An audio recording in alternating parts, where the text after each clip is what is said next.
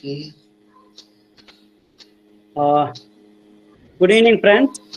On behalf of the Computer Society of India, ACM and IEEE Computer Society, I extend a very warm welcome to everyone joining us in this unique evening program in which we are hosting two eminent personalities of computing in India. We are delighted to welcome our guest, Professor V. Rajaraman, who is regarded as the father of computer science and education in India, and Dr. S. Ramani, who is considered the father of Internet in India. Mr. Ghosh, the managing director of British of India, who has been publishing the books of Professor Rajaraman for almost 50 years. Mrs. Dharma, the better half of Professor Rajaraman, who has played a significant role in Professor Rajaraman's contribution. And I am happy to see a large number of colleagues of and friends of Professor Rajaraman and Dr. Ramani and our CSI senior members are participating in this program. I acknowledge the presence of Ms. Shivani, senior editor, and a team of professionals from Printing Hall of India who has worked with Professor Rajaraman in all his books. While a formal introduction of our guest may not be required for the audience, two or three different servers of Collection Commission of India, and now also for the audience present here, for the benefit of the younger generation participants, I would like to give a briefing about our guest.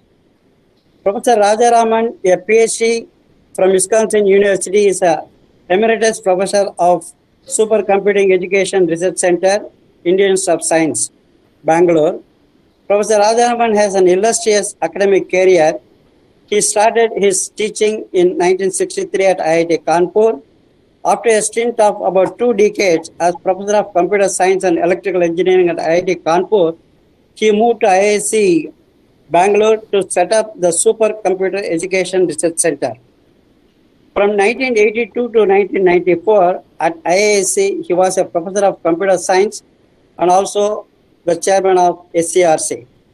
From 1994 to 2001, he served as the IBM Professor of Information Technology at Jawaharlal Nehru Center of Advanced Scientific Research. Professor Rajaraman has received numerous awards and recognitions for his contributions. In 1998, he was awarded the prestigious Padma Bhushan by the Government of India. His other awards include Shanti Swarup Bhatnagar Prize in 1976, Homi Bhabha Prize by UGC, Om Prakash Bhushan Award, ISTA Award for Excellence in Teaching Computer Engineering, and Rastam Chokshi Award, and Zahir Medal by the Indian National Science Academy. He is a lifetime contribution awardee of the Indian National Academy of Engineering and Computer Society of India. She has received Honorary Doctor of Science from IIT Kanpur and Indian Institute of Engineering, Science and Technology, CIVAP. Professor Rajaraman is a fellow of the Indian Academy of Sciences, the Indian National Science Academy, the National Academy of Sciences, the Indian National Academy of Engineering, and the Computer Society of India. Professor Rajaraman is a popular author of several well-established and highly successful computer books and has published a large number of research papers in reputed national and international journals and conferences. And coming to our another guest, Dr. Srinivasan Ramani, he is a PhD from IIT Bombay. Dr. Ramani has worked as a researcher at Tata Institute of Fundamental Research, Mumbai, and also at the Carnegie Mellon University, Pittsburgh, USA. From 1985, Dr. Ramani served as the founding director of National Center for Software Technology, Mumbai. Dr. Ramani played a key role in creating India's academic network, ERNET, which brought the Internet to India. He was inducted by the Internet Society into the Hall of Fame in 2014. Dr. Ramani served as the first director of Hewlett Packard Labs India from 2001 to 2007 and as a professor at International Institute of Information Technology, Bangalore from 2007 to 2011. She has served as a member of the expert panel of advisors of the United Nations Task Force on ICT for Development. Dr. Amani is a fellow of Indian National Academy of Engineering, the Institute of Electrical and Electronics Engineers, and the Computer Society of India. Dr. Ramani has served as the president of CSI and also a recipient of the CSI Lifetime Achievement Award. So with this brief welcome message and introduction, I would like to request Mr. Ashok Go, MD of Printing Hall of India, with whom Professor VRS was wedded for almost 50 years. I think from 1970, most of his books were published by Printing Hall of India. And I request Mr. Ghosh to tell us what made Printing Hall of India to publish so many titles of Professor V. Rajaraman, including the current book which we are going to release today, that is the groundbreaking inventions of information technology and communication technology, and share his experiences with Professor Rajaraman. Mr. Ghosh, please. Unmute. Unmute. Is muted. Is Mr. Ghosh. not muted. Yeah. Sir, you are muted. You have to unmute yourself, please. Is it unmuted now? Yeah, correct. Yes. I thought Yes. host is okay. Again, I start Dr. Rajaraman, Dr. Dharma Rajaraman, Dr. S. Ramani, Mr. H.R. Mohan, Dr. P. Shaktivel, Mr. P.V. Subramanian, and distinguished participants. Good evening to all of you. It is a privilege and great honor for me to address on this occasion, on the occasion of the launch of Rajaraman's new book, Groundbreaking Inventions in Information and Communication Technology, written by Dr. Rajaraman, published by us, PHI Learning. Let me start with PHI Learning. This is the year we are celebrating 57 years in publishing in India. We publish high quality, affordable text and reference books for students across the globe. Our imprint is Eastern Economy Editions, and our motto is helping teachers to teach and students to learn. We have published more than 5,500 titles, and we have got 2,000 authors over the years. We publish in all subjects from A to Z or A to Z, which means from agriculture to zoology, all books. We publish in partnership with world-renowned publishers like Microsoft Press and university presses like MIT. Our books are followed by students and teachers from all over the world and India, particularly in all institutions of higher learning, IITs, IIMs, universities, technical universities. All the students and teachers, they follow our books. And our books are also included in model curricula of AICTE and UGC. All our books are available in print format as well as in digital format or e-books. Our books are also available in Kindle edition, Google Play edition, and Nook edition. And all our books are available with leading booksellers and, of course, Amazon, Flipkart, Snapdeal, and all other formats wherever you can purchase the books. We are also all the time looking for manuscripts from authors like Dr. Rajaraman. You know, I did his first book and I will talk about it. And those who are interested among the participants, they can always look at our website, which is phindia.com, and they can contact us for getting their books published. Now, our company, we started in the year 1963 And although Mr. H.R. Mohan was talking about Prentice Hall of India, of course, we started as Prentice Hall of India. Now we are PHI Learning. PHI Learning, PHI is, of course, short form of Prentice Hall of India, but we would rather like to be known as PHI Learning, and that is why it is PHI Learning now. And in 63, when we started the publishing company to only reprint foreign books under the PL 480 program with a lot of subsidy, and that is how we started. I came on board in this company in the year 1964, and I moved into PHI Learning from Times of India. And main purpose of me being taken on the board of PHI was to develop books written by Indian authors, because our future lie on books to be published originally from India by Indian authors. And that was my motto also. And the bunch of books I published between 65 and 69. And in that, Dr. Rajaraman's book was, I think, third on the list. And Rajaraman's book was the first computer book published in India. And I still remember when I visited IIT Kanpur.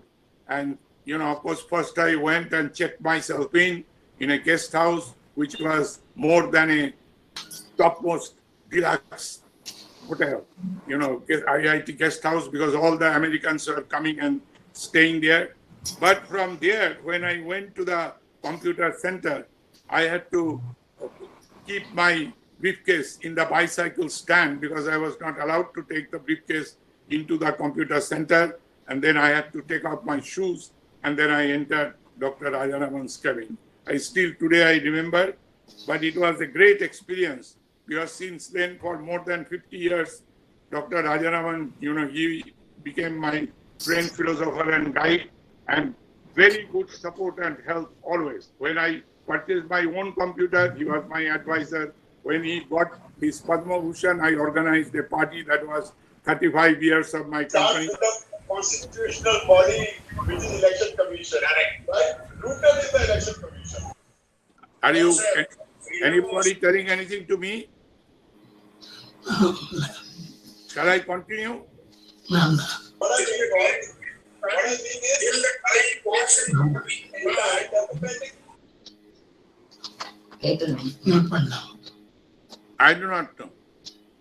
Is there any problem? Can I continue? No, please go ahead. Yes, sir. Please, sir. Because somebody is saying something, so I did not know whether. No, they are not muted by mistake.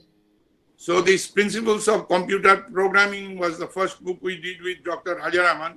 And after that, this book was, within the year, we of course sold the book in its first print run. Meanwhile, Dr. Rajaraman wanted to revise the book, and we had another book. We continued with principles of computer programming, but the next book which we published with him was a book on Fortran. And it was Fortran, at that time, Fortran 4. And we, over the years, we had many editions, and Fortran changed from Fortran 4 to Fortran 77 and Fortran 90. And this book we have published or printed 54th print. It is now in its 54th print. And there are many other Dr. Rajaraman's books. I remember, like computer-oriented numerical methods. I think it must have gone into about 46th printing. Fundamentals of computers also about 46th printing. So over the years, we have published in this 50 years association with Dr. Rajaraman, we have published, including this book, 24 books. And we are usually known as the publisher of Dr. Rajaraman's books. As far as Dr. Rajaraman is a great teacher, mentor, and great author. He is a pioneer in computer science education in India. He is a gem of a person, and as far as I am concerned, I think he's God's own man. That is my entire life's experience. Such a good man you rarely find anywhere, and his contribution to the field of computer education in India is unparalleled. As far as I am concerned, his wife, Mrs. Dharma Rajaraman, she has been with Dr. Rajaraman's publications throughout. The first book which Dr. Rajaraman wrote, that is the Principles of Computer Programming, it is written, the book is dedicated to Dharma. Dharma means Dr. Dharma Rajaraman. She herself has written 3 books for us, one book together with Dr. Rajaraman. And my association with them, because Mr. Mohan said that you say something about Dr. Rajaraman's, your association. My association with them is very pleasant. And when I talk about visit to IIT Kanpur and visit to Indian Institute of Science, where he later on moved, is very simple. The whole day is to work, and at least one dinner will be there at Rajaraman's house and cooked by Mrs. Dharma Rajaraman, and fantastic dinner, always looked for. And I was traveling frequently to Kanpur, maybe more for the manuscript more for the dinner than the manuscript. And then when I went to Indian Institute of Science, when Dr. Rajaraman moved there, and I was going there, then all these dinners were converted into lunch. So till recently, whenever last time I went, I always had lunch with Dr. Rajaraman. Now, as far as I am concerned, Dr. Rajaraman has written 24 books. Most of them are technical books, and all of you, the participants, will know about these books better than I need not have to speak. I would only say that we are very fortunate to have a person, at least I am very fortunate to have association with such a noble person in my life, and also with Mrs. Dharma Rajaraman. And today we are talking about the launch of the book, and this is the book, Groundbreaking Inventions in Information and Communication Technology. This is the 24th book. Like his other books, this book is also written in very simple manner, without too much of jargon. With the help of this book, any reader can understand information and communication technology, how it has developed over the years. The book identifies and explains 15 groundbreaking inventions in ICT, from Fortran to deep learning. And this is a really good thing. The speakers who will be following me, including Dr. Rajaraman, will be talking more about the book. And before I conclude, I would like to say only thing, because there are so many learned people amongst the participants. I know there are 2 authors of mine. One of them was a student of Dr. Rajaraman, PCP, but he must be there. And Mr. Sadagopan is a famous man. He is also there, I understand.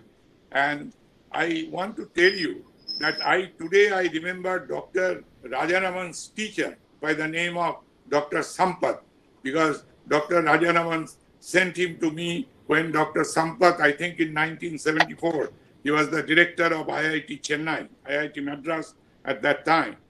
And he also gave a lot of importance to books. Today, book is coming in 2 formats, but book is a book. And if you know, now in this pandemic time, this lockdown period, when we were talking about essential services, everything is essential excepting book. Book was the only item which we could not purchase even from Amazon.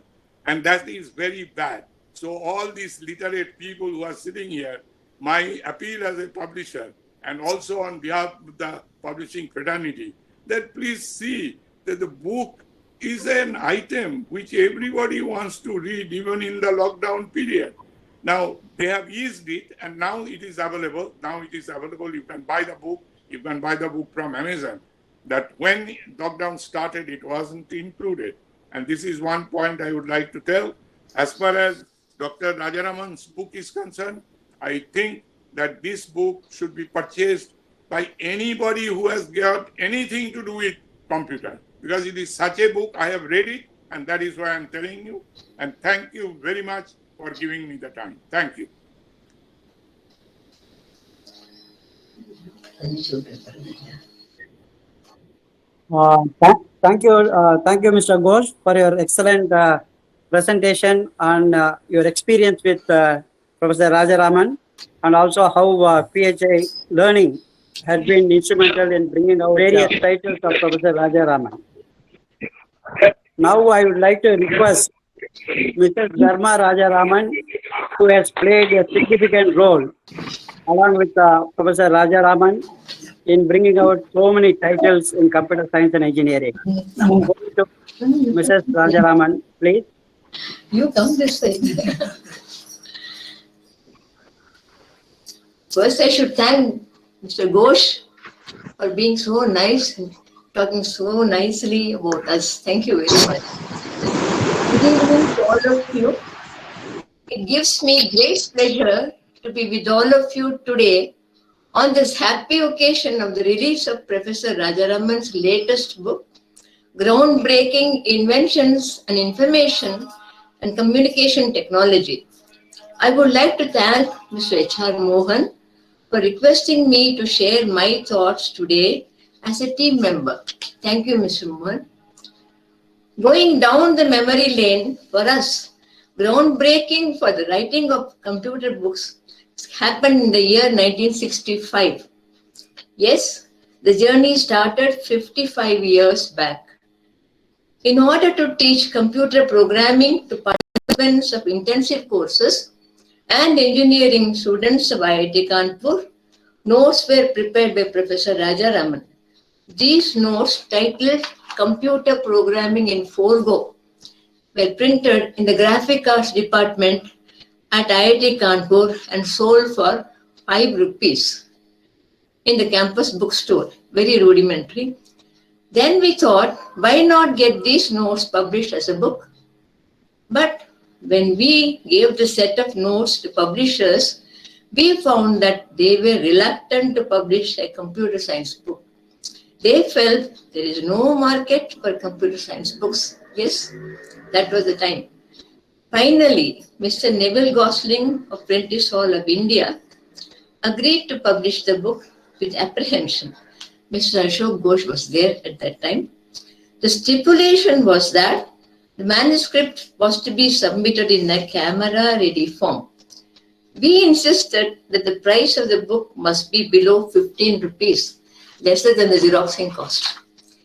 We got the entire book typed using an ancient IBM electric typewriter, no right justification, A4 size paper was used, figures were drawn with Indian ink using Leroy set, bit messy to handle, and stencils. So finally, the book Principles of Computer Programming was printed in July 1969. The first print run was 3,000 copies. We were in for a big surprise. 2,500 copies were sold out within a period of 5 months. So the market was ready. So this is what the book looked like. Off-size with a tape computer programming written on that. Okay. From then on, writing books became a mission in our lives. For Professor, writing became a passion, still continues to be so. Thereafter, whenever a new computer language appeared on the horizon, books were written. Pascal, COBOL, Analog, C, and various avatars of Fortran. He believed that the best way to understand a new language and teach it is to write a book on that language. Yes, he used to say that. Alongside, books were written on hardware also. Recent trend for the past 3 years has been writing articles and books on the history of computers and computing, covering a period of 55 years. All through these years, Mr. Ashok Ghosh, Sagarika and Pushpita and the PHI team have given us immense support. Thanks a lot. Thank you, Mr. Ghosh. This latest book, which is being launched today, is a compendium of the history of computers and computing. It falls in the category of non-textbook. It is a popular book, and I hope it becomes popular too. We went through a lot of tribulations, trepidations, and anxiety. Now, finally, the book is out, thanks to Mr. Ashok Ghosh. The core of this book is a series of 3 articles published in Resonance, a science journal. Professor will talk more about it. These articles were enhanced by adding more historical material and biographies of the innovators, inventors.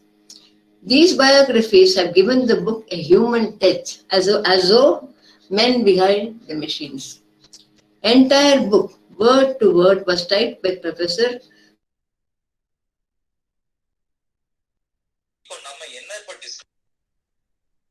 25th milestone, which includes the monograph also, in our journey.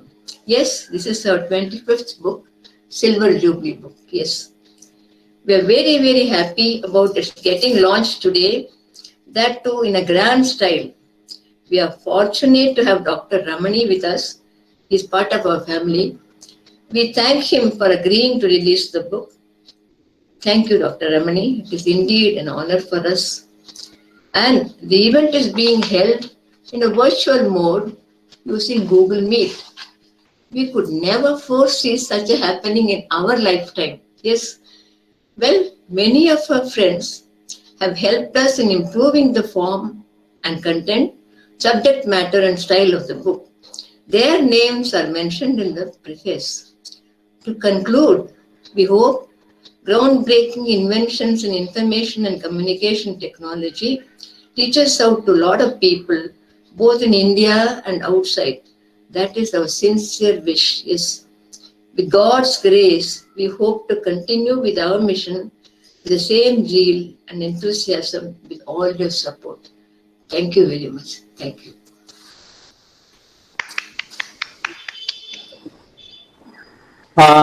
Thank you, Mrs. Dharma Rajaraman, for your historical perspective to various books of Professor Rajaraman. Now I would like to request Dr. Ramani to kindly address us and formally release the book and felicitate Professor Rajaraman.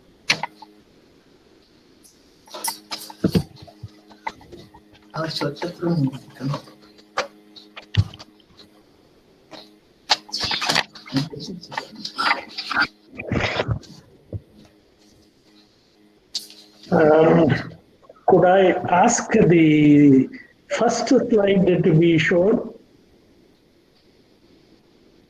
Yes, sir. 1 second.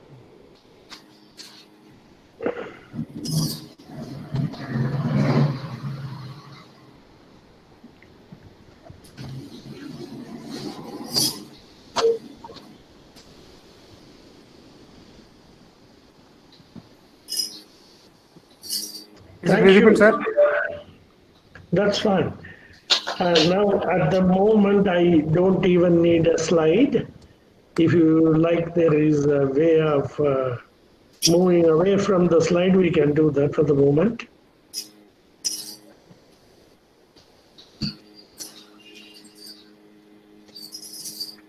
Good. I will continue. It's a great pleasure to be here today with all of you.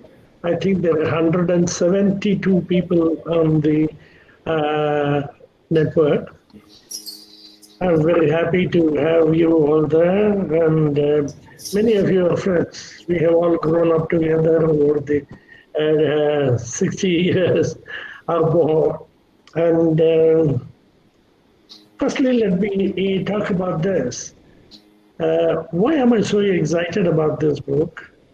Because this is a celebration. It's a celebration more than a book release. What is it we're celebrating? Something amazing has happened in our life. I have always been jealous of those characters who lived through the Renaissance and the Industrial Revolution. What a great time did they live through. But now I realize we are living through a time which is as exciting as the time of Renaissance and for the Industrial Revolution. I think the last 60 years have not been any less than any other 16 years in the history of the human race. Something miraculous has happened in our lives. Our lives have been changed for good. And Professor Rajaraman's book really celebrates this last 60 years, the great time that we have lived through. Usually, one doesn't recognize when they live through a revolution. Someone comes and writes an article or a book and say, hey, there was a green revolution, there was a white revolution, and gives it a name, then we all understand, oh yeah, that was a revolution. Really made a change. Okay, to see the impact of this revolution, I would like to think for a moment about the time when I finished 2 years of college and I had to choose a branch in engineering. And I went to the principal and asked him, sir, would you please let me apply for switching the college to go to another college where they offer electronics as a branch? He said, no, you can't do that. With the electronics, no one knows whether you will get a job. You'll be on the street. You might be on the street. You finish the electrical engineering degree you are doing, then you will be sure of your 140 rupees a month job. It will always be there. And if you really want to, you can do a postgraduate degree in electronics. So he was a brilliant man, a great engineer, but his assessment of the future of electronics and related sciences, there were no related sciences at that time, but his assessment of the future of electronics and anything related to it was pretty bad. What changed all that? The later billions of young people came to electronics and computer science and demanded a seat. They said, we don't want any other branch, we want only electronics and computer science. And what made the difference for them? Partly the difference was these 15 ideas that Professor Rajaraman writes about. So when I go and sit down and read these 15 ideas, it's reliving my own life. These are the ideas that made a huge change in our way of life. There was something peculiar about this science or technology. What is that? I still don't have an answer, but let me try and mention them. First, let's look at the impact, the size of the change it made. Let's talk about economic growth, and I will borrow a little statistics from other sources as well. The world GDP used to be $11 trillion. This is called the nominal GDP. That is just in the current dollar value level. It was $11 trillion in 1960. And now it is about a little more than $80 trillion. And this enormous growth, 8 times growth, rarely has happened in human history. The economic growth has been faster than the growth of the world population. A lot of people were pessimistic, very pessimistic about the world's future. But economic growth was driven partly by new developments, new ideas, innovations, of which information technology had more than its fair share. Researchers estimate that today IT alone is worth, IT and related things like business process outsourcing. These are worth, the digital economy is worth $11.5 trillion by themselves, which is equal to the world economy that was in 1960. And the IT sector accounts for 15.5% of the world GDP today. And it has been growing at 2.5 times. It has been growing 2.5 times faster than the overall world GDP. So What is this magic due to? What is special about the science? We'll talk about that. Much of that to understand, we have to read the book. When you read the book, you find how one idea built on top of another. Somebody builds a faster CPU. Somebody finds a way of making it cheaper by putting the whole thing on a chip. And somebody else comes along and makes a new way of storing information and stores 10 times information for the same cost. All these things build one on top of the other. And how that magic, why it did not occur in other fields? Why did it occur in this field? It's a good question to ask, and I think some insight we get by reading the book. And I should compare this growth in the economy with more traditional sectors. For instance, IT accounts for 15.5%, agriculture accounts for 4%. In which year? You take your pick. In 2010, it was 4%. In 2020, it is the same 4%. So you can choose which year you want. But why did that agriculture grow that much? Why did it not? I have a hope that it will grow, because one interesting thing I see is information. All along, the world has been thought of and explained by saying there is space, time, matter, and energy. But then there is information. And the information is perhaps as fundamental as space and time and matter and energy. And information is not only electronics. Today, biology has been recognized as primarily being driven by information. And biology is undergoing the kind of change that our brand of engineering underwent. All of instrumentation and that part of engineering underwent a big change. Biology is undergoing the change. I think the next 16 years will be the time when we'll see an information revolution in biology. Okay, so let's move on. All this revolution has not passed India by. The amazing thing is, there is an animation on the web. You can see the world's countries listed by the GDP value. And India is sitting at the 20th rank or something like that in the year, I think the 10th rank in the year 2000, in the year 1960. But what happens is, gradually India moves up almost 1 point every 2 years or 3 years and comes to the 5th rank now. And I think it's closer, it's probably 4th rank this year. Where has the growth come from?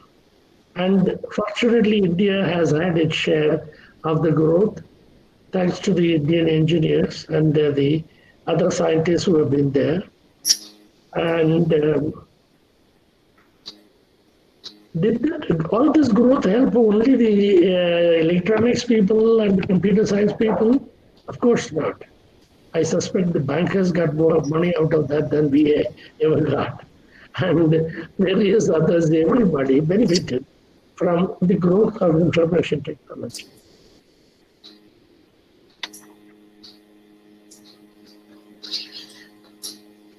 The book helps us to understand the key ideas in information technology and the great people behind, as Mrs. Dharma said, that the great men, like they said, it is the man behind the machine. Now, the woman also has joined. The men and women behind the machines matter as much as the machines themselves. So, the book does justice, great justice, to the men and women behind. There is one woman, 59 years, and probably 40 men, but there is one woman there, Grace Moray Harper, who is credited with the work towards COBOL. And she has been, the US Navy has been very kind to her, given her tremendous recognition, given her tremendous freedom. You read about Grace Murray Harper in the book. It's exciting. Any woman student, any female student should be very happy to read about Grace Murray Harper and what a pioneer she has been. It must have been quite difficult for Professor Rajaraman to select these 15 ideas, because there are things. How many Nobel Prizes have been covered? One.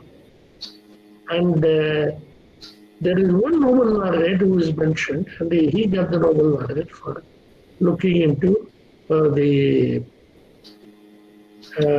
chip, putting a lot of electronics on an integrated circuit chip. He is there. But there are others, other Nobel laureates in electronics and computing, who are not there. He has had to leave out some ideas, like, for instance, medical imaging. And how many lives medical imaging must have saved? I don't know. Great.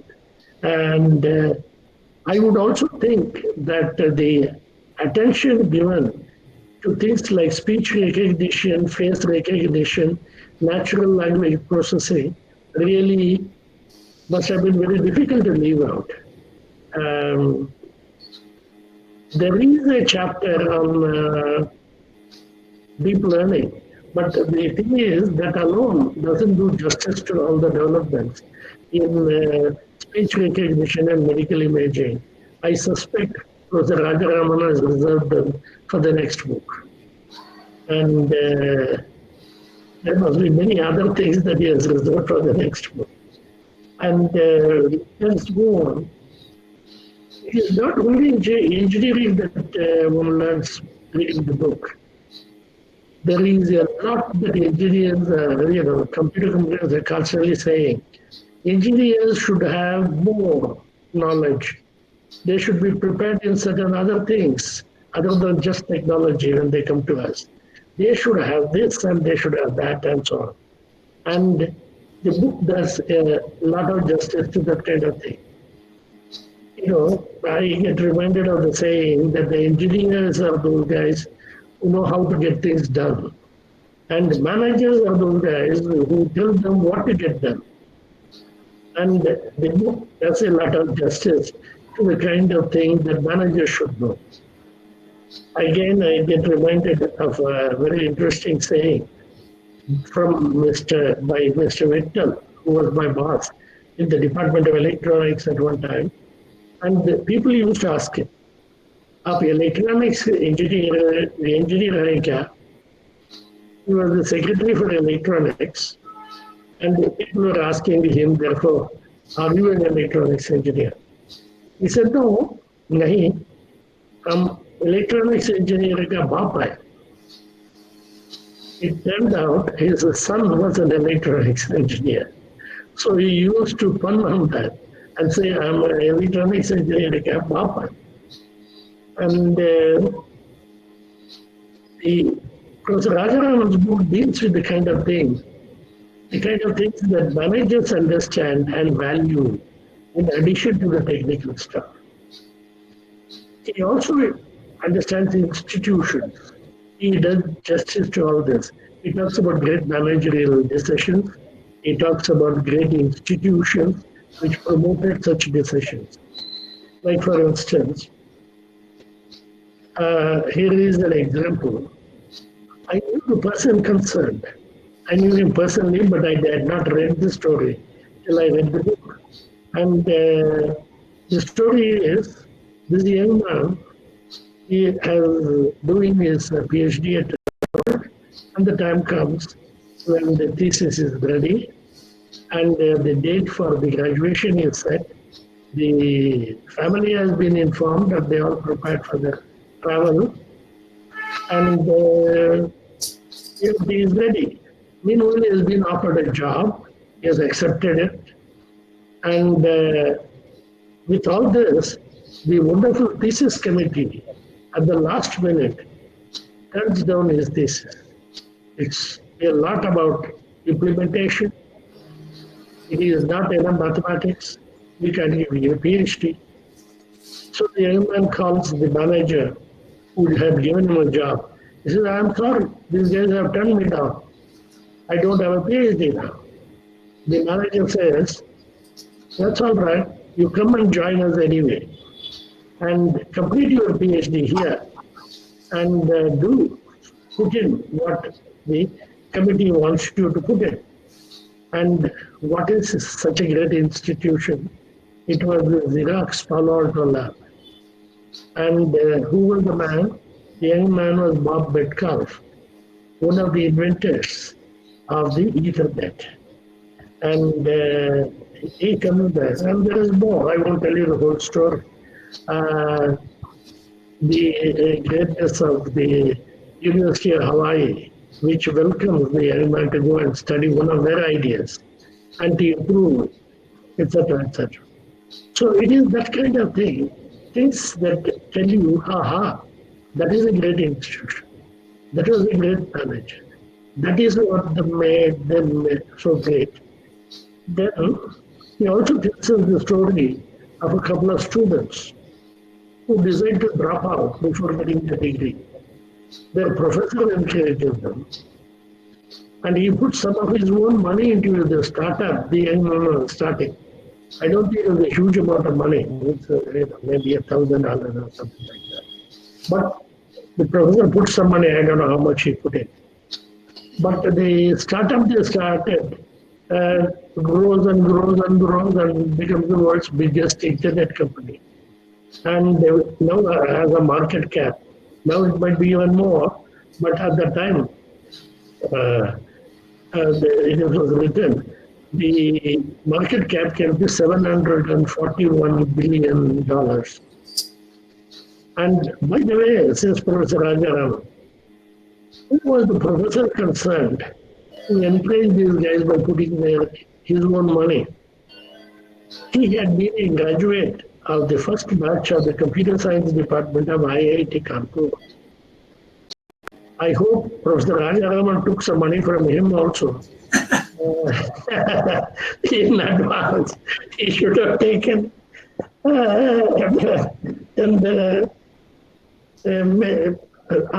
Better still, he could have put some money. He could have put $1,000 into it, given it to the student who was leaving IIT Kanpur.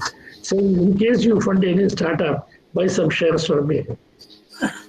Professor Rajaraman would have huge amount of money by now. Anyway, the institution from the students dropped out of was Stanford. You can imagine what makes great universities. I will conclude by saying that this book is a rare one of its genre.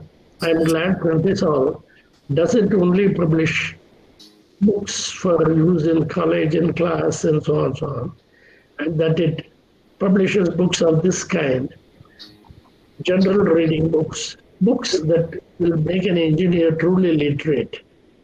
The rarity of such books is one reason why we in the engineering community do not read as much as we should. I remember the time when my daughter consulted one of my friends, Professor Krishnaya. She wanted to do management, and I wanted her to do physics in Caltech, and where she had an offer. And Krishnaya had a rough idea, so when I and my daughter turned up to see Krishnaya, he said, Preeti, what do you want to do? You want to do you go to a liberal arts college and get a real education, or you want to become an illiterate engineer like your daddy? She, of course, didn't want to become an illiterate engineer like her daddy and chose management. I think the breadth of view, the world view that is offered by the book, going far beyond technology, gives me the feeling that when I read a book like that, I make up a little for the absence of liberal education in my own life. And but perhaps there is another way of saying it. There was a time when I sat in a selection committee to select a vice president for an IT company. And I turned up and I asked them a question. Can you tell me the name of a good book, the best book that you read in the last year? The man looked puzzled, worried, and suffered a bit, and managed to remember one book. He said, yes, I have read the MySQL reference manual. That was the month of education that we get as engineers. And from that point of view, to me it appears if every computer scientist and every electronics engineer has to read one book, it should be this book. And not only the engineers, I think anyone who is going to earn a degree in any subject should read this book. And that is what makes me so excited about this book. I'm usually excited about the books that Professor Rajaraman writes, and I read them with interest. But this is very special. This is the real book encompassing the whole of what happened in the last 60 years and truly celebrating the revolution for what it has been. I'm grateful to Mohan and Subramanian for having invited me to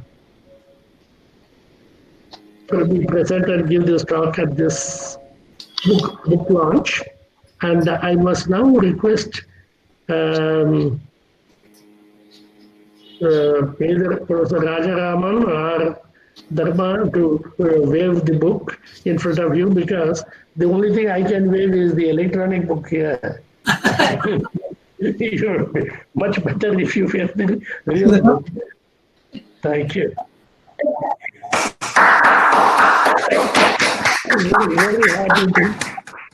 Very happy to ask you to the true authors of the book to wave it in front of everybody and thereby launch the book. Thank you. And I will be waiting for the sequel to this book. How can we read the book from Kolkata? How can we read the book from Kolkata? Oh, yes.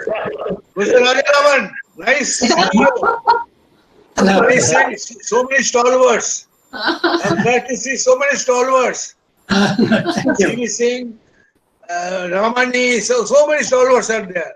So if I name, I'll be missing many. So I do not want to name. I'm grateful to see Fatak, Ramani, Rajaraman, and so many people. Mr. Kundu, let us hear Professor Rajaram first, then we can talk. Okay.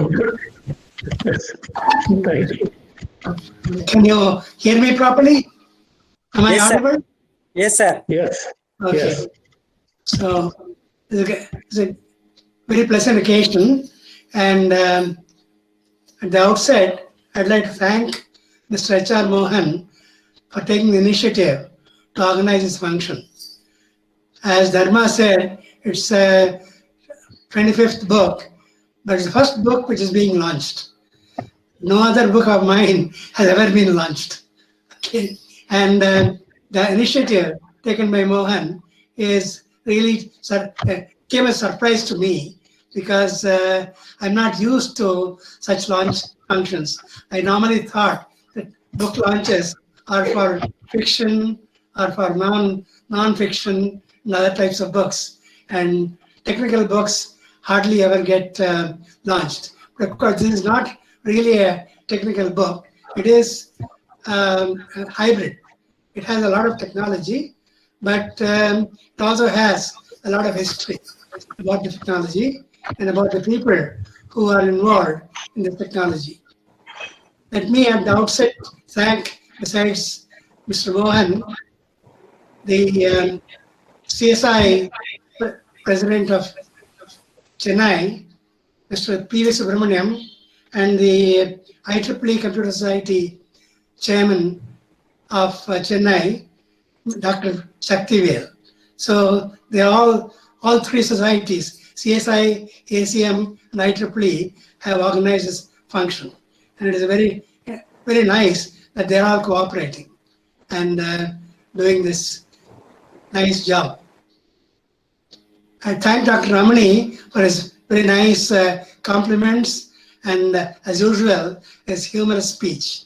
And very thankful to him that he agreed to release this book. I am forever thankful to Mr. Ashok Ghosh because, as he said, he has been my publisher from the very first book till the current book. And except for one book was given to a different publisher for reasons which are, because it came out in a series from the GNC, all the other books were essentially published by PHI Learning, originally Prentice Hall of India. And let me say something about the genesis of the book. About 5-6 years ago, there's an international conference held in Bangalore, and they requested me to give a keynote speech. And I thought a little about it and what to talk about. And I felt that the best thing to do would be to kind of recount what has happened in the area of computing from the year I entered the computing profession. That is 1955. 1955, I entered the profession primarily by building nonlinear units for an analog computer. The world was more analog than digital in 55. Then, of course, transformed myself up to the current time. And at the end of the meeting, many people collared me at the tea time and said, why don't you write it up? It's a very, very, very interesting talk. And of course, I thought about it, and it took me some time to collect my thought. And I finally decided to write an article for a journal called Resonance, published by the Indian Academy of Sciences, primarily for students of science and engineering. And I had a bias towards Resonance because I was one of the founding editors of that journal. So I went ahead and wrote this, and this is the first time I had written something which is semi-popular, that is not a textbook, but not a technical paper, but a paper which is more general. So I thought it would be a good idea to get it reviewed by non-computer scientists. So I got hold of a number of friends, physicists, chemists, even some homemakers, and a pre-university student, and I sent this manuscript to all the 16. In fact, in the original manuscript, I had only 12 breakthroughs, whole dozen. Then I got feedback from many of them, and particularly I was concerned about use of jargon, which we take for granted, and many of them don't understand. In fact, one of the interesting queries I got was, in fact, from Mrs. Ramani. She said, "What is an operand?" Okay, and I rewrote them and removed words like operand, or whenever I use a word like operand, explain what it is. Okay, so that a general person who is not a technical person can understand what these words mean. And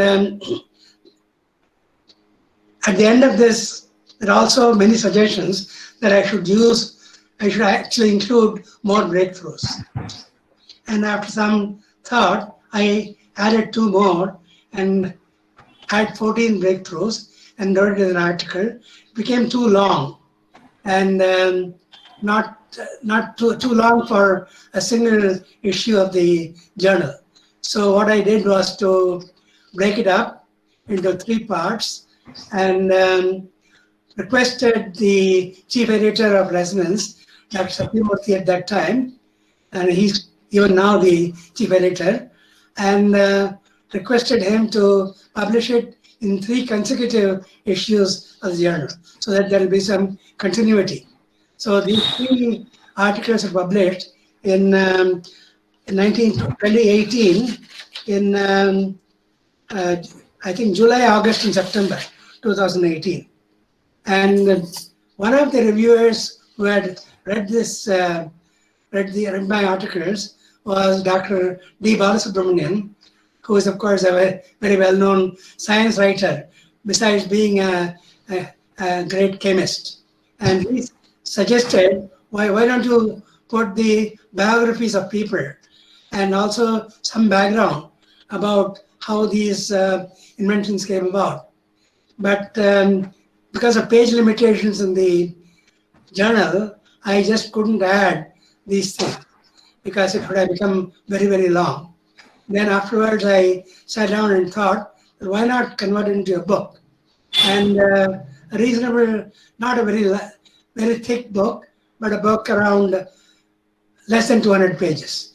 So that people will not be, they'll essentially have a easy to carry and be able to, they'll not get, a little worried about having to read a huge book. And then of course I went and looked at Google to see whether anybody else has published a similar book. And to my surprise, there is no book at all except one popular book called Innovators.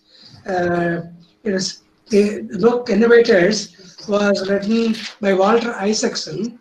Walter Isaacson also wrote a book, The Official Biography of Steve Jobs. He is a journalist and a historian combined. It's a very nice book, about 500 odd pages, starting from Babbage and ending up with, in fact, doesn't even come to deep learning. It concludes somewhere earlier. And the problem with that book was that besides its size, it was mostly gossip. A lot of gossip about people and how they went about inventing and the circumstances under which they found themselves and so on. And it's not technology at all. I being a technologist, is more biased towards discussing the technology besides the people behind the technology. Then I started writing the book in December 2018 and finished writing it, the first draft, in June 2019. About 6 months it took. And because it is it was meant to be a general popular book, I sent it to a friend of mine, Dr. T. Dhanapal, who is a PhD in English, and also he was working in the Tamil Nadu State Council for Science and Technology. So he also knows technology, for doing a style editing and telling me what words are improperly used and what jargon still remains. And he did an excellent job and sent me back his version, which had better style and had less grammatical errors and so on. And then I didn't know to whom it gives, to whom to give this book, because it's not a textbook. And PHI Learning mostly publishes textbooks, so I'm somewhat concerned. But then, of course, I sent the manuscript to PHI Learning, and at the beginning, I got a feedback saying that it will be published as an ebook, and I was not very happy because I thought ebook is okay, but I would like to have a print edition. And I called Mr. Ghosh, and Mr. Ghosh and told him that I would like to have a print book, and he immediately agreed. In fact, at that time, apparently he was in a book show in England, and he didn't take more than 2 minutes to say, yes, I'll go ahead and publish the print book. And so the print book was, the manuscript was sent to PHI Learning in December 2019. and I got the first draft of the book in mid-January. And I started, of course, proofreading and so on. And I'm grateful to both Shivani Garg, who's an editor in Print All India, and Mr. Ajit Das, who did all the typesetting and styling and all those issues. And I got the first draft sometime in January. Then the grunt work started. Writing a book, the easy part is writing the book. The difficult part is the rest of it, like preparing the index and acknowledgements and so on. In this book, there is a lot of pictures which I use, and I had acknowledged from where the pictures are taken, and in some cases take permission. And that took some time, and finally by the end of February the final book was ready and ready to go for printing. Then of course I thought it will come out by March end or so, and March end COVID came, and the book went into cold storage, and I thought the book is gone along with COVID. But fortunately, I think when Delhi was opened up, then Mr. Ghosh took this book on priority, and in August of this year, the book was finally published, the print version. In fact, before the print version came, the e-version was in the market. Now, I should say something about the book. How do I define an invention as a groundbreaking invention? Because the title of the book says Groundbreaking Inventions in ICT. I have to give a set of criteria on what I mean by groundbreaking. So the criteria are that the idea must be novel, whatever is invented must fulfill a need, it will improve our productivity, change the way in which computing is done and computers are used, leads to more innovations from that, and it should have a long life, just not transient, which just comes and goes in a flashbang, and create new industries and lead to further innovations, and in the process may destroy existing industries. Like for instance, film industry is destroyed by the coming of the CCDs and the digital cameras, and transform the way in which we live. That is, there should be societal changes. In fact, today you're having this web-based release, and we would not have ever thought that our society will change to such an extent that when something like COVID comes, we can still have such a function with people participating not only from India, but from, in fact, one of my students is logged in from Tasmania, another from California. So people can participate from all over the world. And if it had been in Bangalore, only Bangalore people would have come. And so the entire new invention of the World Wide Web has transformed the entire way in which we live and carry out our daily life. In fact, nowadays you can't see a person without a mobile phone. Half the time when they go on the street, they're talking. At the beginning, I thought they were talking to themselves.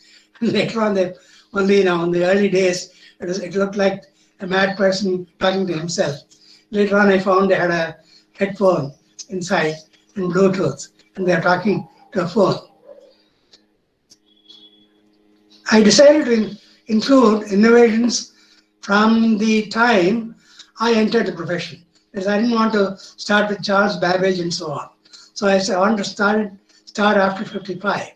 So the innovations I have in this book are Fortran in 57, integrated circuits in 1958, RDBMS in 1970, local area networks in 1973, personal computers in 1975, public key encryption in 1976, computer graphics in 1977, internet in 1983, GPS in 1983, World Wide Web in 89, search engines in 1990, digitalization and compression in 1993, mobile computing in 1999, cloud computing in 2006, and deep learning in 2011.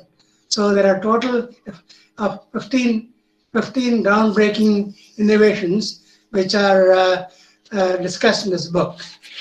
The structure of each innovation is it starts with the description of the invention, including the motivation. Why was it invented? How was it invented? What led to its invention?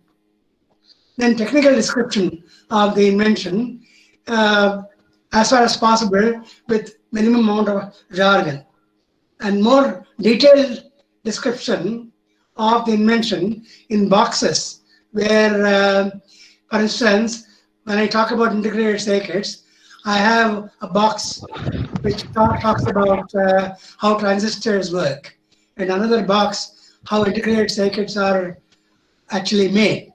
So in the first reading, a person can leave that out. Only those who are interested more in technology can go through the boxes. So there are boxes which can be left out in the reading without loss of continuity.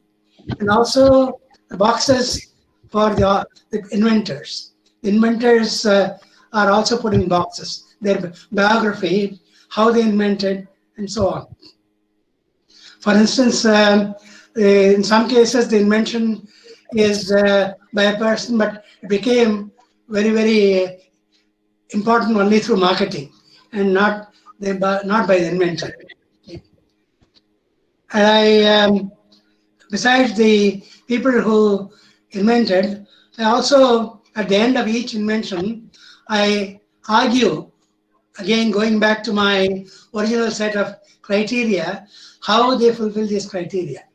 The criteria which I have enunciated, they must fulfill. And that is my, that is the teacher's attitude. Having said something, I had to explain why I picked that and explain that why I call it groundbreaking. There's an interesting part about at the end of the book, I thought, what are the common traits of all these inventions? And one thing I found was that most of them had a very long gestation period. For instance, the idea of digitization of analog signals came about in 1926, in fact. And it became useful only in the 80s. In other words, it took such a long time for the idea to fructify into an actual product or something which came into the market. And in fact, apart from digitization and compression, many of them are take a long gestation period. And I really had difficulty in pinpointing the year of a particular invention. For instance, computer graphics.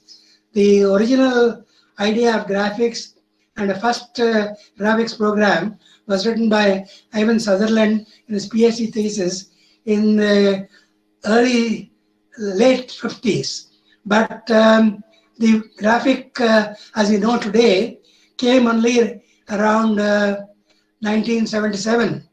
And it took such a long time because one of the problems was there's no proper display device. And of course, Sutherland solved that problem by designing a display device. Evans and Sutherland, a company was formed, and they made the display device and made graphics usable. In other words, many of the inventions took a long time.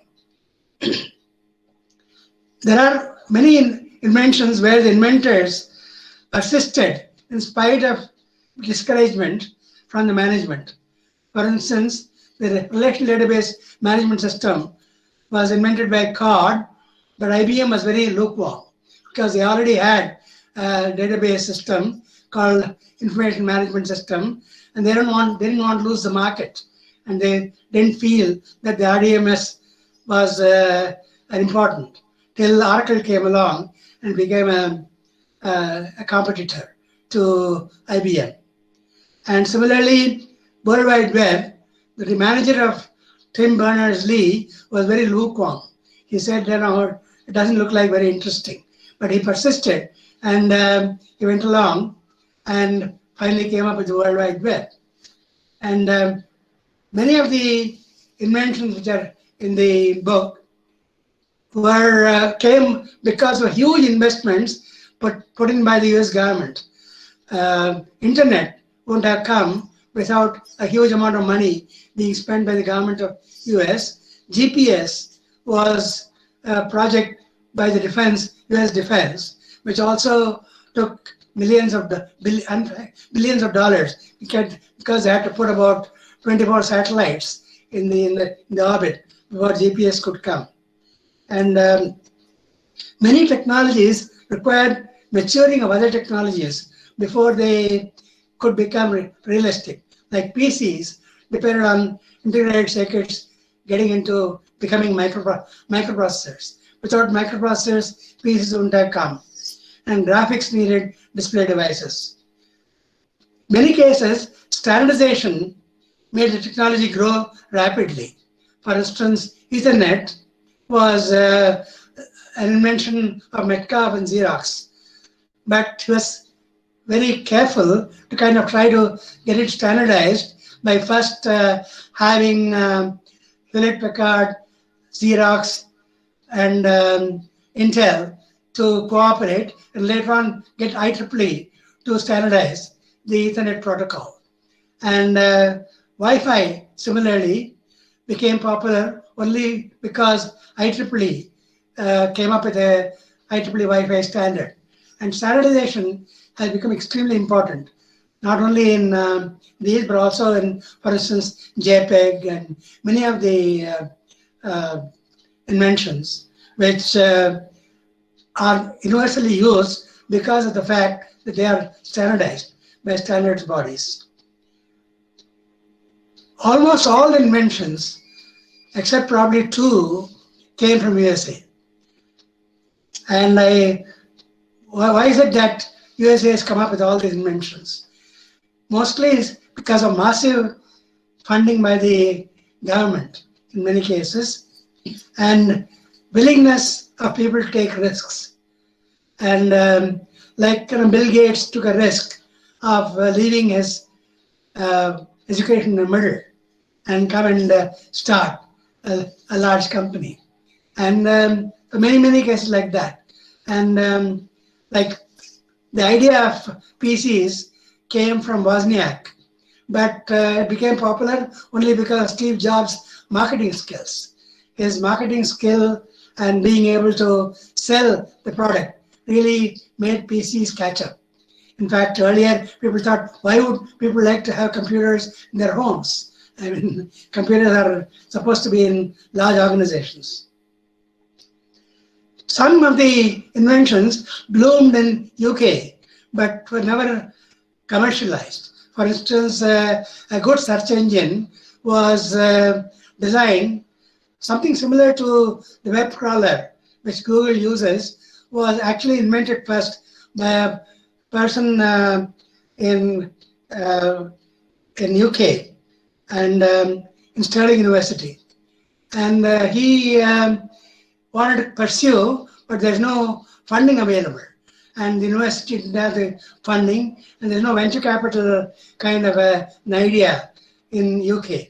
Whereas in USA, many of the inventions by students were taken up by venture capitalists, and they gave money, and so that they could go ahead and do it.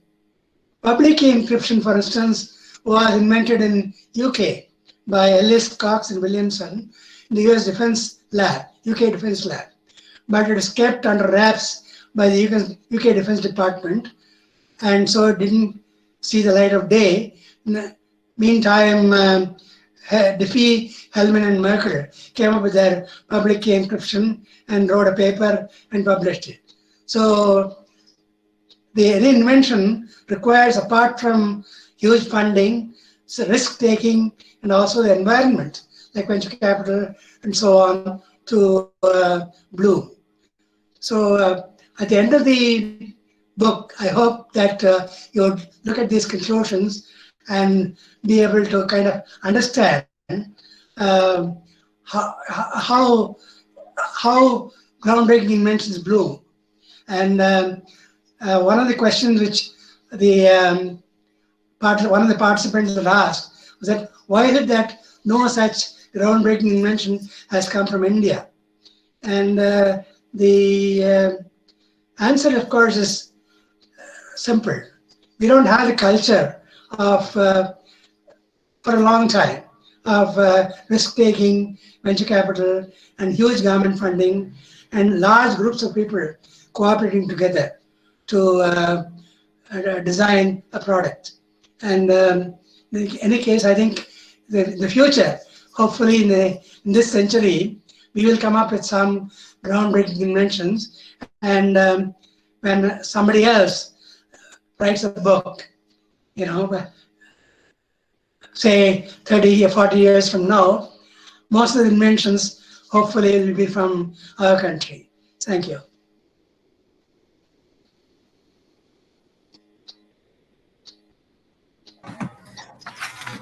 Thank you, Professor Rajaraman. Thank you.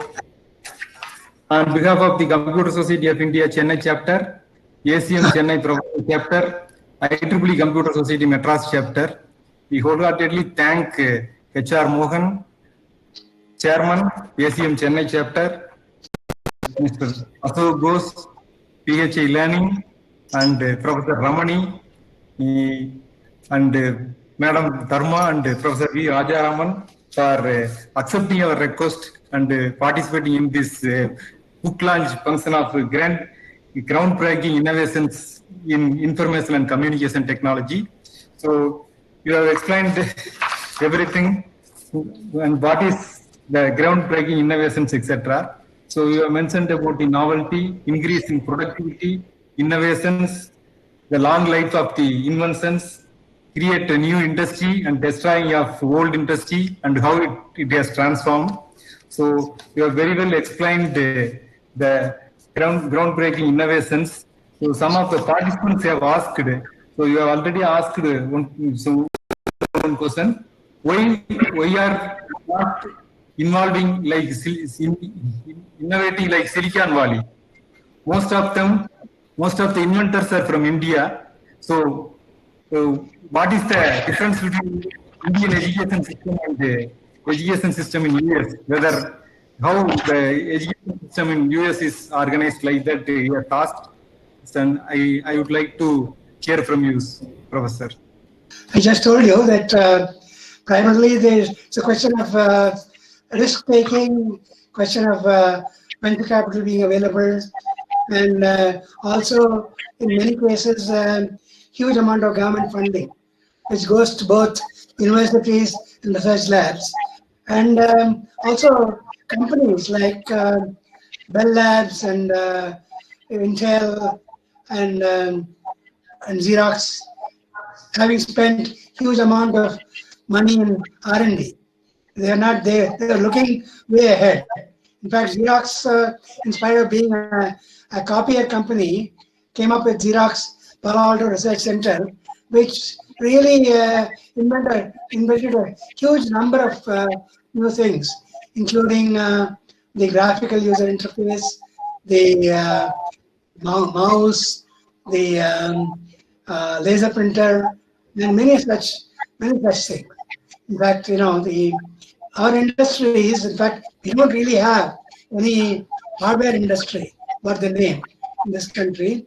Most of the IT industries are service industries, and even them, I think they hardly spend anything in R&D. And the R&D funding which is given by the government to universities is suboptimal. It is not enough. It's not one way or the other. It is suboptimal. And also large groups are not formed. Groups are all quite small.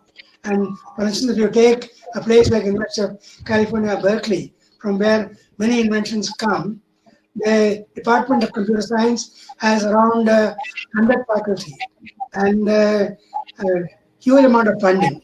Whereas I don't think that any place in India has that large number of faculty. And things are changing, of course. So thank you, Professor. And another question, programming has been the most wanted skills for high quality computing. So how do you find programming education in our country as compared to the quality of computer education in other parts of the world? Programming reasonably good. I think it's not. It is not too bad. Programming is easy to teach because it doesn't require, with the advent of PCs and so on, it's much easier. But many things are learned by students by themselves. They are not afraid to experiment. And so programming languages and programming is something which I think it's not as difficult to learn as to be able to design hardware systems. And of course, some of the newer programming systems and languages still come from outside. And we are not, of course, come up with everything like Perl or PHP and so on. So thank you, Professor. You have listed the groundbreaking inventions from Fortran to deep learning. So we should think of an exhibition of various inventions from the beginning of this technology, like punch card, punching machines, accounting machines like tabulators, sorter, computers such as IBM 1401 systems, 360 ICL, 1901, etc. Then different languages and the tapes, etc. So what is your opinion on that, sir? I don't fully understand. I mean, of course, we have graduated from punch cards. I think the first big revolution was that when the PCs came, punch cards disappeared. Okay, because you can directly key in and interact with the machine. Once you have an interactive computer, you get to a different dimension. In fact, I remember the first course I took in programming. The professor came into the class. There's abroad, and 1957, and he said this course is about assembly language programming for the IBM 704.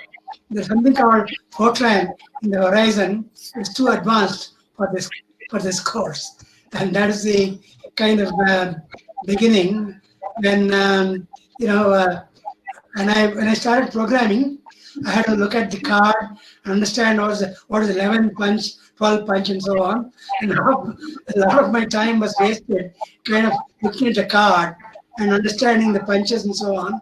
And within about a month, I lost interest. I said, I do a program and it takes 2 days to get the results back. And then I correct it. And then I find that I missed a comma. And so in fact, I hated programming at the beginning. And I came back to programming only after 57, I came back to programming seriously only in 61.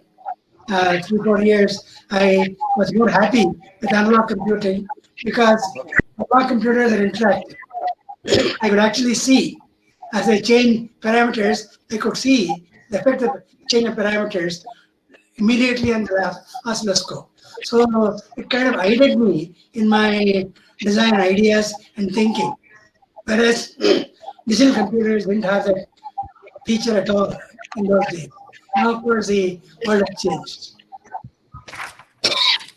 Thank you, Professor.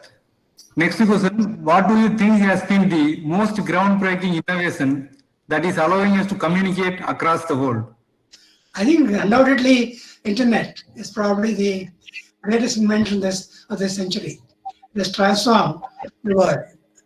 Internet is easily picked. Thank you very much, Professor. These are some of the questions organized by participants of this webinar. Now, I would like to invite... Shakti, can I just take 1 minute? Yes, sir. There are a few more questions have come. One from Hari Balakrishnan, Professor Rajaraman. Can you tell me the secret of how you go about writing books? Well, actually, the whole thing happened at the beginning when I had to write notes for my students, because there are no good books available, and those books which are available were very expensive. So as Dharma said, the first set of notes was published by the graphic arts section of our institute in Kanpur. And then Dharma is the one who kind of told me, why not write it as a book? Okay, so once I wrote it, then whenever I taught a course, I always wrote notes for that course and gave it to the students. And in fact, when I was teaching for 1 year in Berkeley, the secretaries, we had a secretarial pool to whom we had to go and give our manuscript for them to type out. And they used to complain, you're the writingest professor in our department, because I used to give notes for every class. And the notes then became a book later on. It takes some time.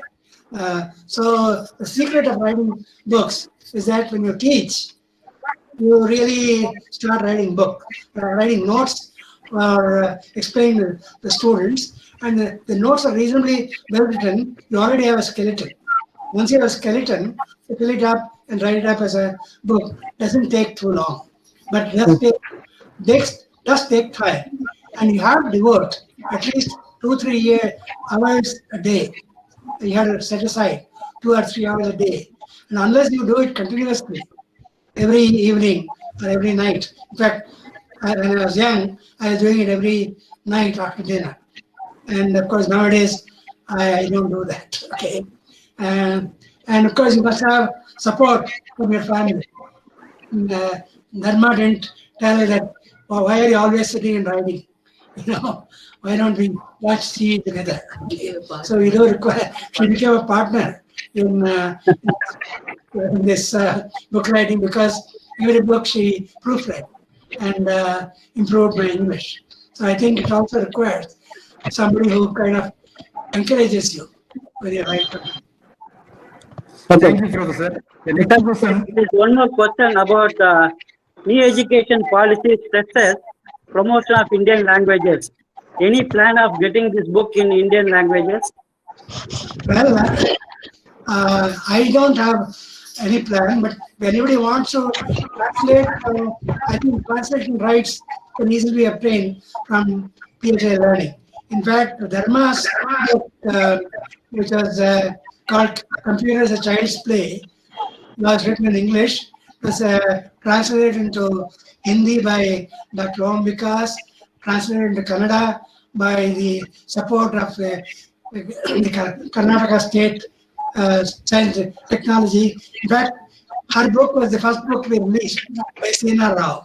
Sena Rao was the chairman of the Karnataka State Board, and he released that book, and it's translated into Tamil. Interestingly, the Kannada and Tamil, and also I think Mr. Ghosh took the initiative to get it translated into Bengali. So the book was translated into Tamil, Kannada, and Bengali and Hindi. Interestingly, the book in Tamil as well as Kannada went through 3 prints, whereas the book written in Hindi almost had kind of after the first print, it just disappeared. I don't know about the Bengali book. I think reading habits are somewhat better in South India compared to North India. That's my observation. Okay. In fact, technical books are difficult to translate into some of the Indian languages, and Tamil Nadu has taken a lot of initiative. Many of the technical terms have been given an equivalent Tamil term. And similarly, Karnataka also has taken an initiative. Sir, any thoughts on why our contributions to open source is lower? Open source? Any thought? Yeah, open source contributions to open source. Why it is lower? Yeah. From India, I'm not aware. In fact, I'm not really aware of anything which is open source, which has become, widely used from India. If somebody else knows, I think, because Okay. I'm not aware. There is one question from Hema Gopal. How to make students get more interested in developing large programs in any language where they understand applying logic, standards, and performance better? As most of them are happy to learn disruptive technologies, but not fundamentals of programming. That's up to the teacher and the kind of assignments you give. If you give a term paper which requires a fair amount of design know-how, then at the end of the term they have to write a term paper and write a huge program with it. So it's up to the teacher to kind of make the students have a design attitude towards whatever they do. Okay. Now, Shaktivel, you can take over. Shaktivel? PVS? Sir, the last question. How did you balance your time for writing books, preparing for class, regular routine work, beyond all time for your family? Well, the balancing is somewhat difficult. In fact, the worst thing I was doing in my career was administration. That used to take a lot of time and thankless job, but somebody had to do it. So I ended up doing a lot of administration.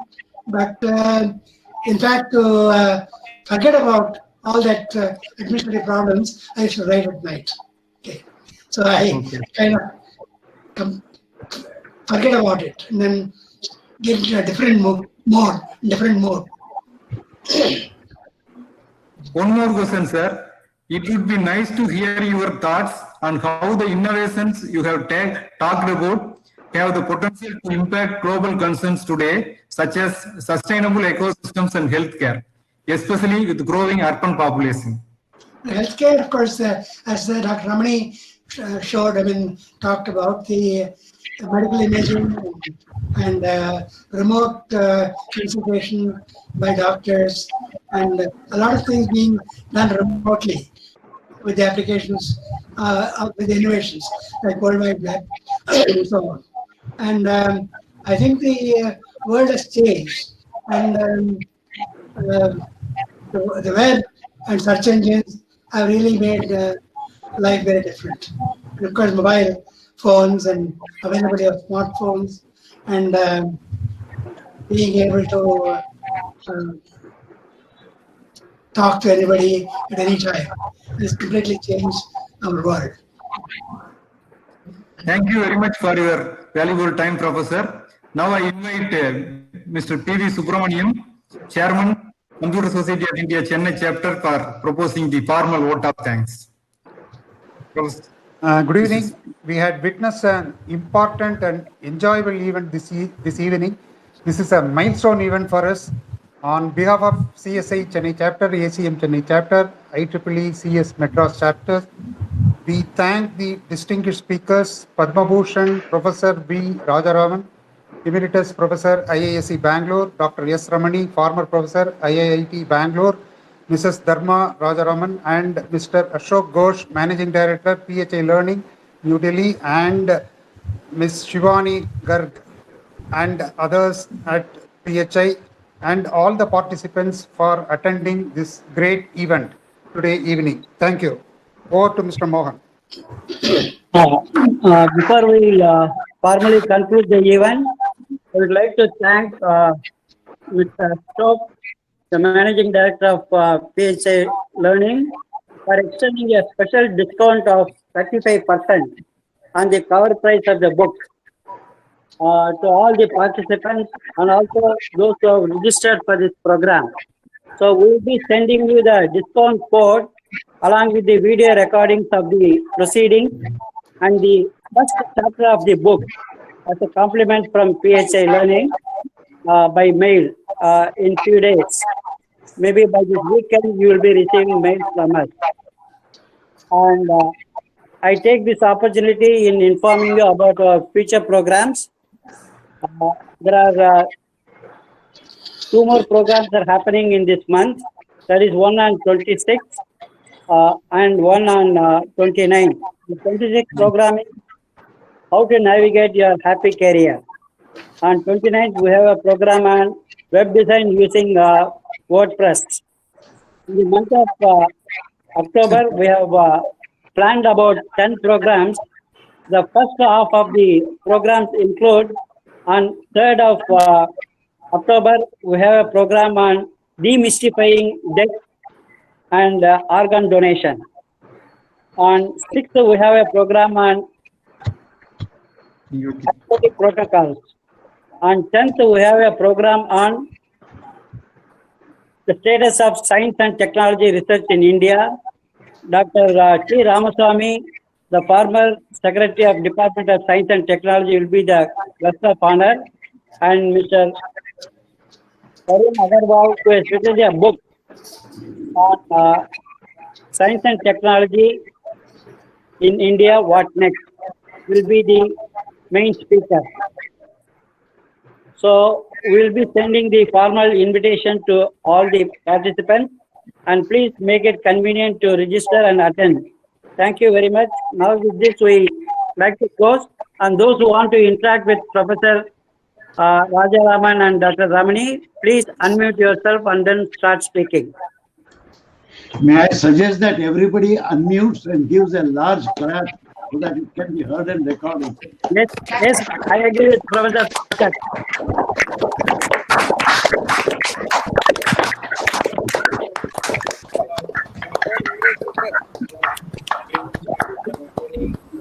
Thanks to all the speakers and all the participants from Calcutta. Thanks to all the speakers and participants from Calcutta. Thank you, Kundu. I can see a lot Thank of you, sir. Thank you very much, sir. lot of nice faces. Lot of old, nice and excellent faces. Thank you, Dr. Rajaraman, and thank you, Dharma. Thank you, madam. Thank you very much. Thanks a lot. Thank you, everybody. Thank you, Dr. Rajaram. Thank you. Great. For our students. Thank you, Rajaraman. Thank you very much. Thanks, sir. Thank you. Yeah, thank you very much. Nice, sir. All right. Okay. Good night. Thanks a lot. That's a great night. I can see CB Singh after a few years. Yeah. CB Singh after a few years. Rajaraman also after a few years. I have a privilege of my association with Professor Rajaraman for 57 years. The first batch of the 63, we were the first batch of students under Rajaraman in IIT Kanpur. Actually, to see so many stalwarts in one place, credit goes to H.R. Mohan. Credit goes to H.R. Mohan and his team for showing so many nice Mohan is places. great. Yeah, H.R. Mohan is the great job, Mohan. That's a great job done. Oh, thank you. Mohan, I owe you a cup of tea. I owe you a cup of coffee. You like coffee. Is that time now?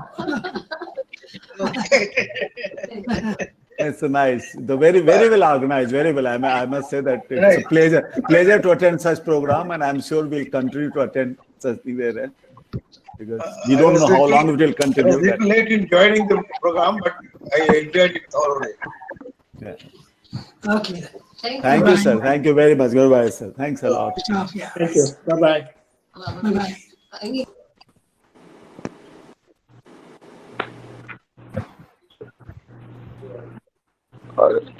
Thank you, Professor Rajaraman. This is Sampath, your student. Thank you, Madam. Professor, you are inspirational to the entire community, not only in India, to the world. Professor Ramani, I'm happy to see you. I don't know whether you remember in those days of KBCS, I used to visit NCSC, and I'm happy to see you a pioneer in India when you started artificial intelligence and knowledge management. We see now how it is matured in the industry. I'm happy to see you, Professor Ramani. Next time when I am visiting Bangalore, I want to see you with Professor Rajaraman. Professor Rajaraman, you are an iconic figure and you contribute great to the education and to the economy, I can say, in India. You continue to be an inspiration to the millions of people around the world. Thank you very much, Professor. Generous offering to donate few books to the Tamil Nadu. To donate 50 books to the schools in Tamil Nadu and Karnataka, sir. So he will be in touch with Shivani.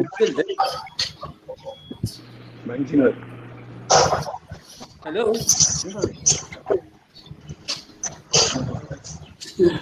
Possible to speak to Professor Rajaraman? Hello.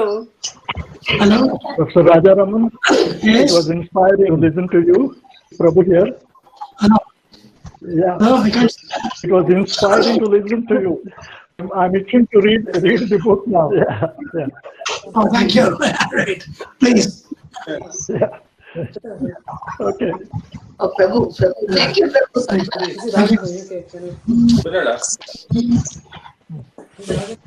Hello, this is Rajan from UK. Can I speak to Professor Rajaram, please? I'm on. Hello, he's on. Yes. Hello, he's on. Hello. Mine's on. Hello. Make it on. Can you hear me? Yeah, he said yes. Make it on. How are you? We enjoyed the lecture.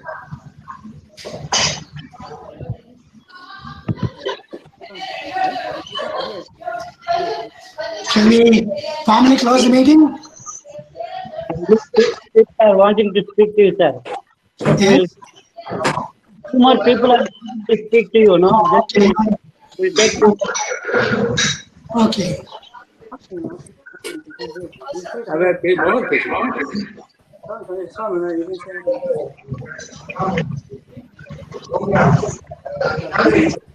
No, he did. He did respond. He didn't respond to you.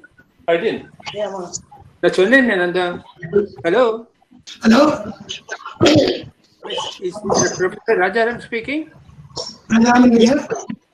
Yes, yes. Yeah. Okay, I'm sorry, I can't hear very well. Can you hear now? Is money there?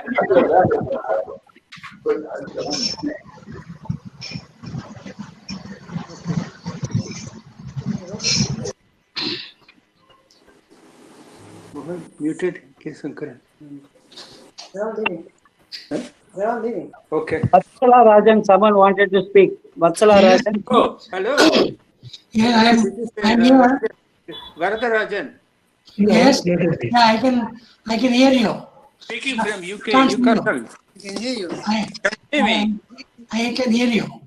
Yeah. Okay. So my I hearing saw is you also earlier. you apologize for that. But I enjoyed the lecture. You covered a lot of thank you. subjects, and it was quite interesting. Even though I must be very ignorant about computers, but I enjoyed it on the whole. Thank you. And you should read the book. Excellent. Namaskar, what's up, Mr. Definitely, I will read the book. I was wondering whether I should contact the university here to publicize it. Now you can contact www.phindia.com. Okay. Yeah, okay. But about publicizing the book, phindia.com. can I speak? Yeah, I have contact with the university, local university here, Newcastle. Can I contact them and publicize your book? Yeah, please. As much okay. as possible is welcome. Okay, definitely. I'll do that. I'll try my best. In fact, I saw that the UK. Okay. UK Nice to see you. UK company, but extremely expensive. Yeah, we are all still. UK, they put it at some 17 pounds. Way out, huge. The market is huge. I had look at the Amazon. It's only £6 on Amazon. Say something about it. No. It's available on Amazon UK. It's only £6. No, I'll tell you one thing. I want to get his signed copy. No, How can he can send it from there? Hello? E-book is in the discount. Also, Is it possible to... I know you have to put the publisher. We would like to have a copy with your front address to Prabhakar at the front of the book with all, and then send. Is it possible with your signature and everything? Signed copy.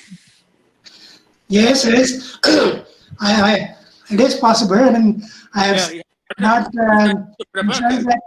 I have. And this all got. You are getting old. At least he'll treasure that book for a long time. Signature they can put it. And he's very much into IT, very much so. Okay, we often talk you. Sorry, okay. Nice talking to you. Okay. Swarnavata Rao, please. Swarnavata Rao. Yes. How are you? Yes, sir. Arunadha is keeping quiet. She has become a good girl now. Your books. Can you hear me, Professor? Professor Rajaraman? Yes. Can you hear me? Somewhat. I have used your books very extensively while teaching programming to my students. Oh, thank you. You were still in Kanpur at that time. And I was teaching here in BMS College of Engineering. And then my mind goes down the memory lane. After you moved to Bangalore, and during one of the CSI programs I had invited you, I was actually the chairperson of the chapter at that time. And after your lecture, many of my students came and touched your feet, and they thanked me profusely for having given an opportunity to them to see you and to talk to you. And just at that time, you had written a book on parallel processing. Do you remember, Professor? Yes. One of the very early books. And that day, the publisher had brought your book, a bunch of books there. Not one copy was left. Everything was picked up by my students. So, memory, actually, you have done yeoman's service, not only to the, actually, even to the teaching community, I would say.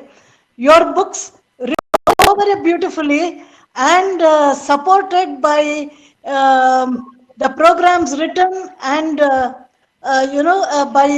Mrs. Dharma. My students, in fact, they talked to her also, appreciated her programs and things like that in the book. I don't know whether Madam remembers that. So this is a yeoman service you have done, sir, to the scientific, computing community, especially to the students and to the teachers. You made their jobs, your books made their jobs very easy.